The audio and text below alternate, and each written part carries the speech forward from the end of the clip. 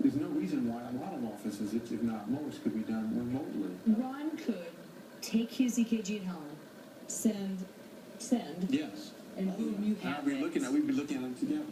Or if I got him a wireless ultrasound, and he just puts it right there, and I just say, okay, take a deep breath, I could be watching it in real time. I mean, anything that we do can be done remotely. When Topol came to Scripps in San Diego from Cleveland, he started a new chapter in his life. When you moved here in 2006, you just left the Cleveland Clinic under not very happy circumstances. Right. He had a reputation for brashness. He'd questioned the safety of the hugely profitable painkiller Vioxx and eventually forced it off the market. I resigned from that after having been there 14 years. It was a significant part of my career. Do you think, wow, I've done a really great job making healthcare better? Or do you think, damn, there's so much yet to do? I feel the damn there's still so much to do problem. I feel that big time. Do you ever think about how you're going to die? Yeah, I do. Sometimes I watched my mother die at a very young age in her early 50s with leukemia. Then my father was an end-stage diabetic. I mean, he went blind at age 49. Topol uses DNA testing and monitoring to pinpoint his specific vulnerabilities and guide his daily life. He refuses to use elevators, and his day is spent walking from building to building. He incorporates an hour of exercise into virtually every day, no matter how busy, trying to live the life he thinks we'll all be living in the near future. How did you find out about that? At lunch, we pulled out what we were told is one of his weaknesses: tortilla chips. Will you partake? Oh, yeah, it's hard to resist. Okay, come on. Handful.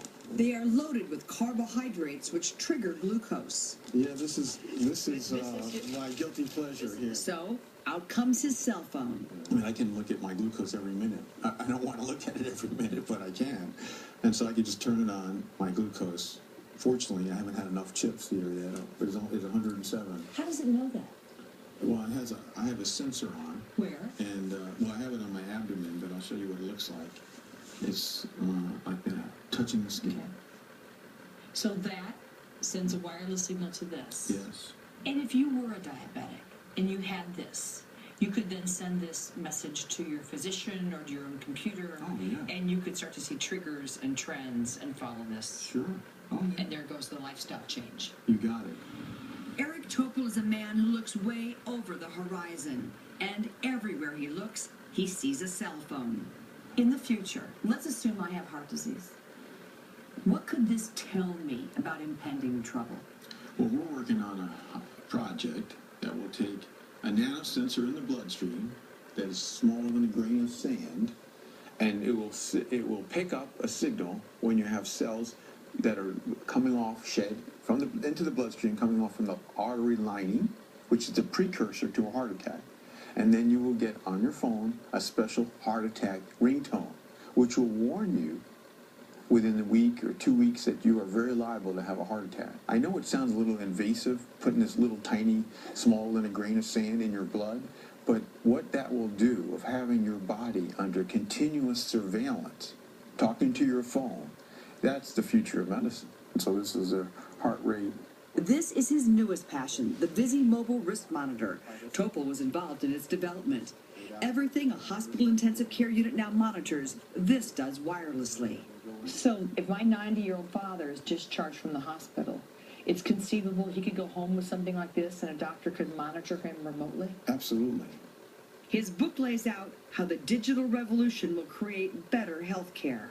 You write in your book that medicine is currently set up to be maximally imprecise. Yeah, medicine today is about as much wasteful as one can imagine. So let's just take drugs in this country. Prescription drugs. 350 billion a year, a third of which is total waste. We're giving a drug that doesn't work. In fact, even worse than that, we're giving drugs that backfire with side effects. So that's 100 billion plus just from the prescription medications. And then what about mass screening? Every woman should have a mammogram every year, colonoscopies, PSAs. It's really medicine dumbed down. It's treating all human beings the same. That's crazy. Well, each of us are truly unique in every way. What does the patient of tomorrow look like? Yeah, the patient of